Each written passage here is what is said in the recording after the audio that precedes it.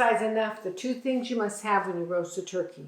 Chicken broth or water if you forget, but definitely a thermometer. Without the thermometer, every oven is different. Different people open the oven. That changes the time. There is no set certain minutes per turkey, per pound. Never. You will, over any poultry, a turkey or chicken, if you cook it too long, it will become tough and dry. Very important that once the meat is no longer pink, it's done. That's why I pull it out between 160 and 165.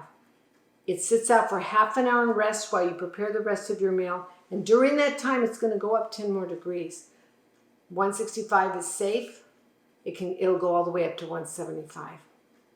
Thank you. If you have any questions, go to marysturkeys.com.